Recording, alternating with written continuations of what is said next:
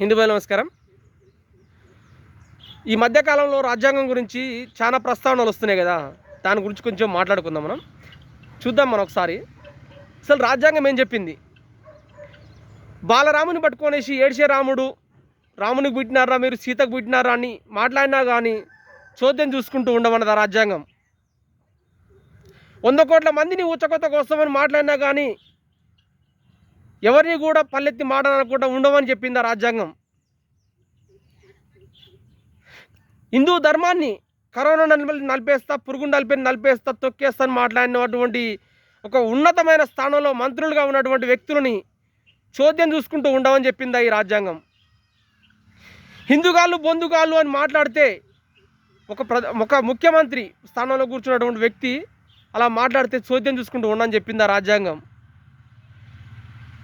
హిందూ ధర్మాన్ని ఎవరైనా కానీ అవమానిస్తే వాళ్ళని శిక్షించడం మానేసి పైగా దాని గురించి వ్యతిరేకంగా మాట్లాడితే వాళ్ళ మీద కేసులు పెడతాడు. అలా పెట్టమన్నది రాజ్యాంగం.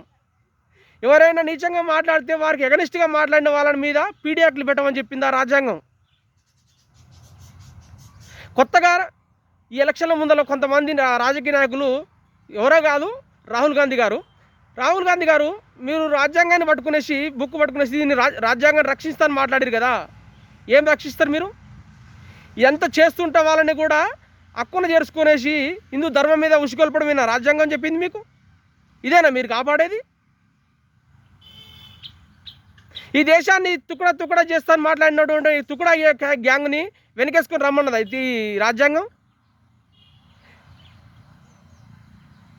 ఇదే రాజ్యాంగం చెప్పుంటే, ఇటువంటి మాటలే రాజ్యాంగంలో రాసుంటే ఆ రాజ్యాంగంలో మార్పులు చేర్పులు చేయాల్సిన అవసరం ఎంతైనా ఉంది కదా.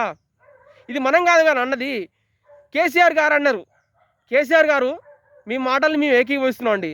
ఎందుకనంటే మీరు తెలిసి అన్నారో తెలియకన్నారో ఎట్లా అన్నారో మాకు తెలియదు, కానీ రాజ్యాంగంలో కొంత మార్పులు చేయాల్సిన అవసరం అయితే ఎంతైనా ఉందని మాట్లాడారు కదా. నిజమే కదా.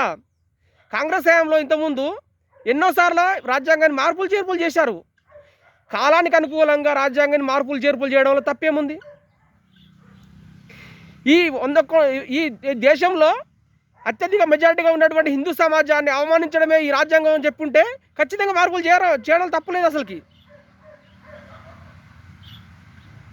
ఎవడైనా రాజ్యాంగం గురించి మాట్లాడితే అలా ఏం మాట్లాడుతుంటారో చూసుకొని చెప్పండి. అసలుకి నేను రాజ్యాంగం రక్షిస్తాను బుక్ను పట్టుకొని తిరగగానే కాదు, అందులో ఎన్ని పేజీలు ఉన్నాయి, అసలు అందులో ఏం చెప్పిర్రు, పేజీకి ఏం రాసిర్రు, హిందువులు అవమానించడమే ఈ రాజ్యాంగం చెప్పిందా? నిజంగా అట్లా ఖచ్చితంగా రాసి ఉంటే ఖచ్చితంగా మార్పులు చేయడం తప్పులు అసలు లేదు కదా.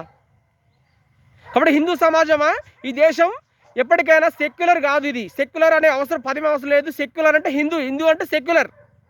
కాబట్టి ఈ హిందూ సమాజానికి సెక్యులర్ అనే పేరు అవసరం లేదు. రాజ్యాంగంలో తొలగించాల్సిన ఆవశ్యకత ఎంతైనా ఉంది.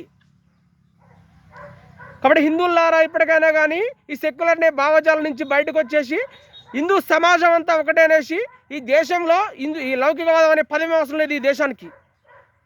అటువంటి దిశగా ప్రయత్నం ఇట్నే కొనసాగుతుంది. జై హింద్.